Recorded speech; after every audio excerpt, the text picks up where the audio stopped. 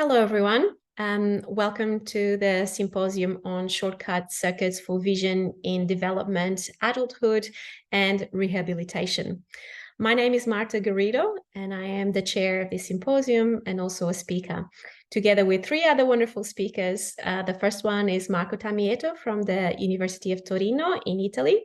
The second speaker is James Bourne from the NIMH in the US. I am the third speaker, and the fourth speaker is Sarah Ajina from UCL in the UK. Before I get started, I'd like to acknowledge that I am speaking from the indigenous lands of the Wurundjeri people of the Kulin Nations. I pay my respects to the elders past and present, and I extend those respects to other indigenous peoples who might be listening today. I also acknowledge that the lands on which we are, or where I am today, have been a place of discoveries and knowledge sharing much before the university was established. So I will now move on to my talk, and I'll say that all of the talks that we will hear about in this symposium are very much inspired by a fascinating phenomena of blindsight. And blindsight is a remarkable phenomenon whereby people who become blind after an insult to their primary visual cortex retain, nevertheless, visual abilities that include things like detecting motion, being able to navigate through space while avoiding obstacles, or even detecting affect.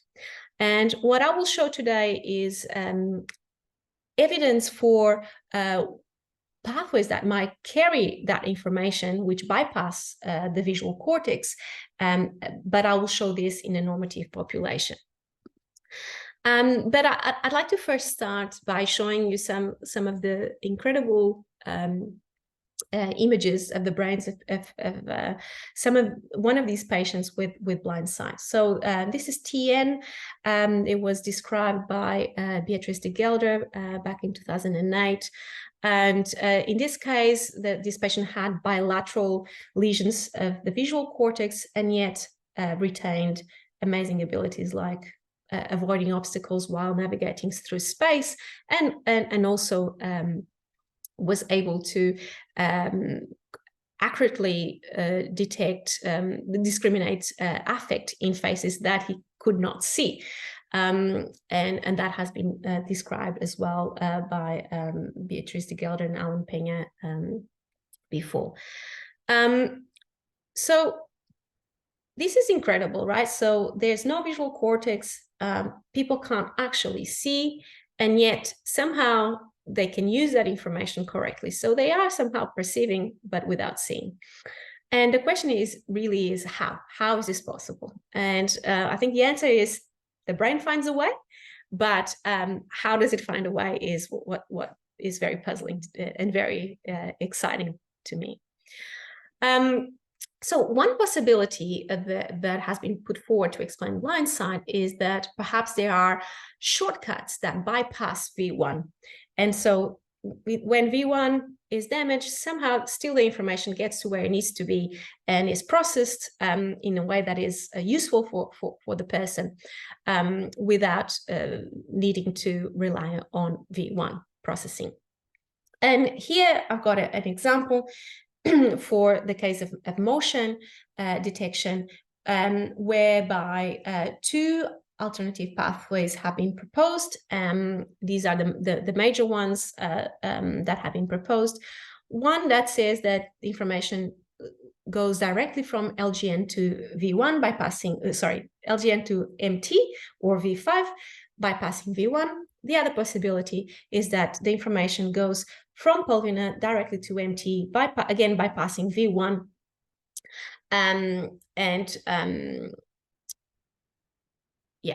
So the question really is, are these two pathways operating simultaneously? is one more likely than the other? What is going on? I'd like to show you some evidence for both of these pathways. There's more that I could show, but given the time limits, I will just focus on two key studies that I selected. And one is actually from our fourth speaker, Sarah. And she and her team showed in people with unilateral damage of the visual cortex, some of whom were had blindsight abilities and others who did not. And what they showed was that for using diffusion imaging, for those who did not have blindsight, the fractional anisotropy between for the damaged hemisphere was a lot smaller than for the intact hemisphere. So there was a big difference between the two hemispheres for those who do not retain visual abilities. However, for those who do retain visual abilities despite a big lesion in the visual cortex, the fractional anisotropy is very similar between the intact and the damaged hemisphere. And the same pattern is seen for mean diffusivity. So these data seems to suggest that perhaps is this pathway, the integrity of the pathway between LGN and MT for the blindsight positive patients that might enable these blindsight abilities that remain. Of course, there's evidence for the pulvinar pathway on the other hand, and one of the key studies comes from our second speaker, James Bourne, and what he showed was in one patient who became blind at birth. Again, using diffusion imaging, he showed that the number of tracts for LGN to MT was actually quite a lot smaller than for the controls. However, for the pulvinar to MT connection on the left side, there were actually a greater number of tracks compared to controls. And that data seemed to suggest that perhaps this increased connectivity between pulvinar and MT is what enables the blindsight abilities despite a big lesion in the visual cortex. So who's right? Possibly both, and there's different reasons for why that might be the case. Time of insults in relation to development, individual differences. There could be a number of different reasons, but we thought it would be interesting to see what do these pathways look like at baseline. So before there is any insults in the normative population, before any neuroplasticity happens as a consequence of the insult. So what is the starting point for a normative population for these pathways? So to do so, we took advantage of the Human Connectome Project dataset, which has been an incredible resource, and we took the data that was acquired at 7T, and we called that our discovery set, and we also used data that was collected at 3T, and that was our validation set. So when we exclude all the twins and so forth, we have a sample with 98 people for our discovery, and our validation set has 381. This work was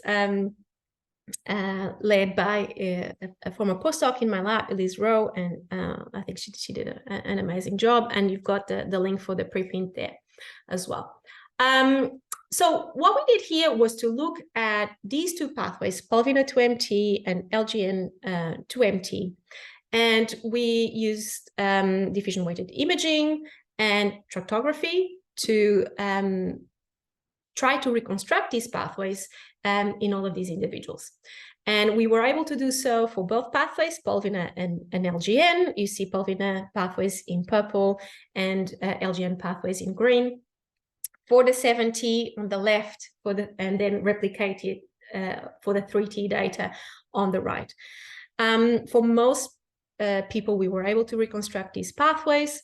And then what we looked at was both the streamline count and the parent fiber density for these pathways bilaterally, so left and right. And again, for LGN pathway, the MT pathway, so LGN to MT, pulvinar to MT, and for 7T and 3T. So when we look at all the data to put together, what we see is that there's actually a greater number of streamline counts and also greater density for the pulvinar pathway compared to the LGN pathway. When we looked a bit more in detail as to where within the pulvinar these streamlines go through, we saw that was mostly consistently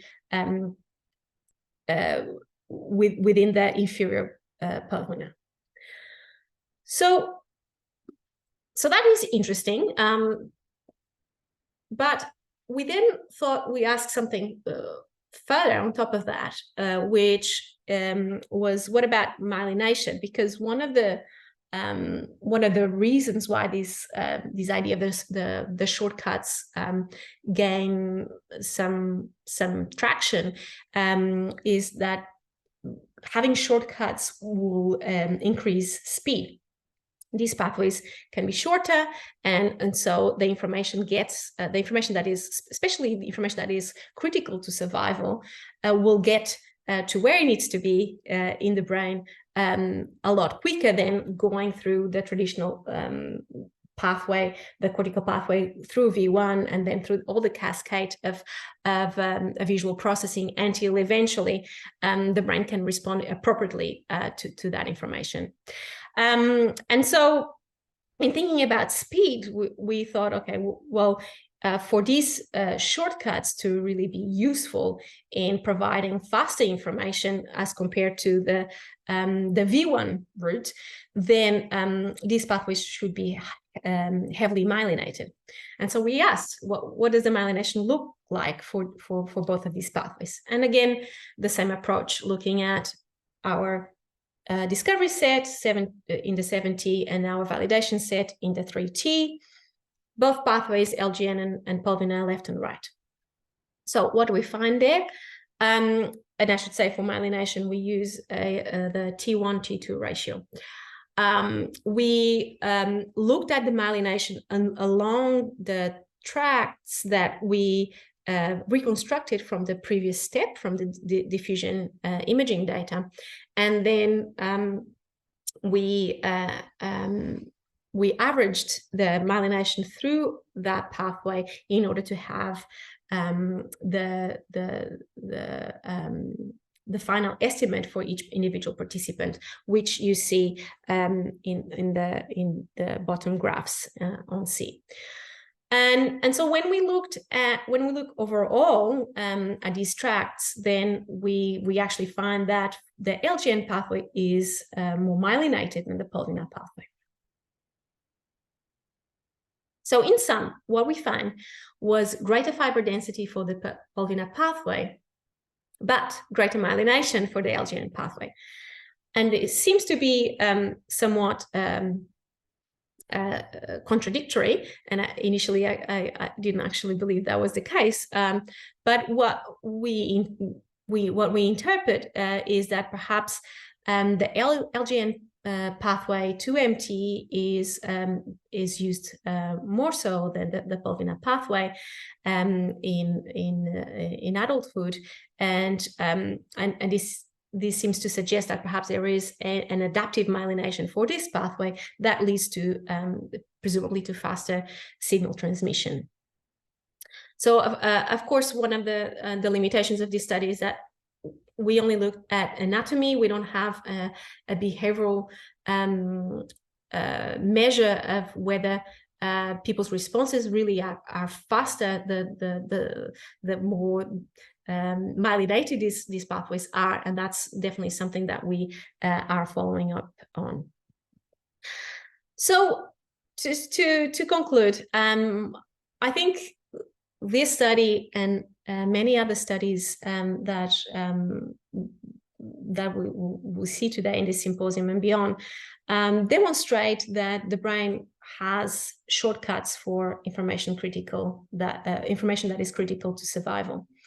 Again, information about navigating through space, recognizing fear in the environment is also another example of critical information to survival.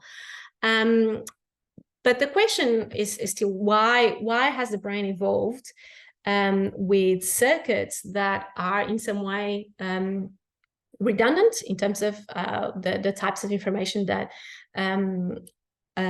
is being processed in parallel to the mainstream route, which in the case of an insult ensure redundancy, which is a great thing and important for